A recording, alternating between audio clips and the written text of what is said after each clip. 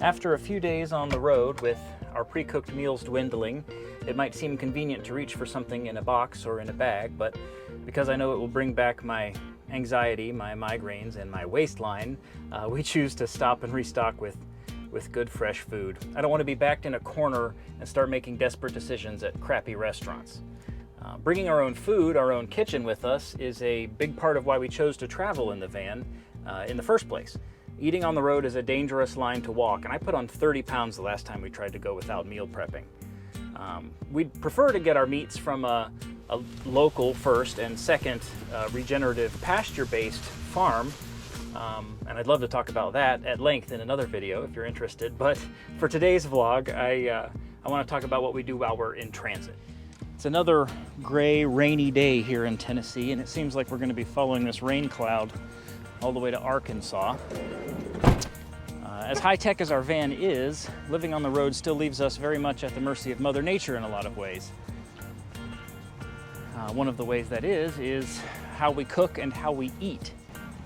Because we choose not to eat processed or shelf-stable foods, and we do choose to eat fatty, nutrient-dense meats, I tend to do most of my cooking out of doors over charcoal. I usually pre-cook 20 pounds of burgers at a time, along with ribeyes and pork chops or ribs, and that all goes in the freezer. Thank goodness ours is fairly large for the size of our RV, and that can all be heated up quickly when we're on the go.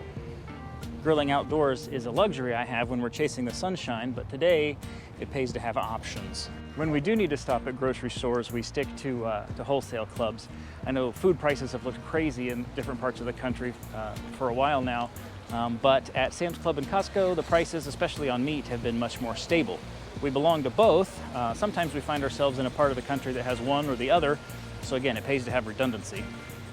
It might seem strange to shop in bulk with such a small kitchen, but living in the van has to be about optimizing and maximizing. I get the most bang for my buck here, and I can put away 30 or 40 meals with an afternoon of grilling. And I've always enjoyed putting the groceries away right when you get home. So here's what we're working with in the kitchen, and I'm happy to do a full kitchen tour at a later date, but our countertop extends, and I keep a cutting board ready. This is our 2-burner propane stove, and well, the hot water kettle usually lives on the counter. We make so much coffee and tea. It goes up here while we're in motion. Marine style sink, this folds up and down, and the whole thing goes flat so I can use it all as one big work surface if I need to. That's actually more countertop than my grandma had in her kitchen. And our van came with a microwave, but we replaced that DIY style with a small convection oven. It's actually an air fryer too, but I usually use it mostly to reheat meats that we've already grilled and for some light roasting and that sort of thing. And this is our fridge and freezer, pretty big for this size van. You can peek inside, it looks a little fuller than it did earlier. I can fit a lot of food in this, and then the freezer down below, it needs defrosted, but I've got a 7-pound bag of ice and room to stash all the meat we're gonna cook here in a little bit. That's where all the magic happens. We also carry a small 3-quart Instant Pot for various things like hard-boiled eggs and roasting chickens and making soups and bone broths, all the things it can do, which is a lot as far as slow cooking and pressure cooking. I really like that we have a variety of fuel sources between the propane of our stove, the electric that these both run on. Heck, I even have charcoal back there in the bin. It really helps to have options.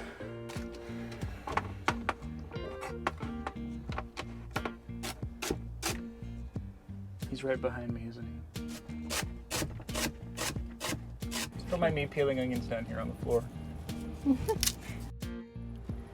Don't need a sous chef.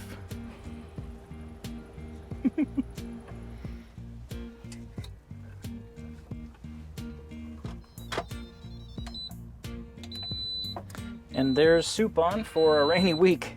Because our travel can be so spontaneous, having a meal prepped ahead of time gives us the freedom to keep on exploring. And if we do find somewhere that'll be fun to enjoy a meal out, then this stuff will keep for another day. Thanks so much for following along with us. We're a week into this crazy experiment. It's been really fun sharing with you so far, and tune in tomorrow where we'll probably be headed toward Memphis.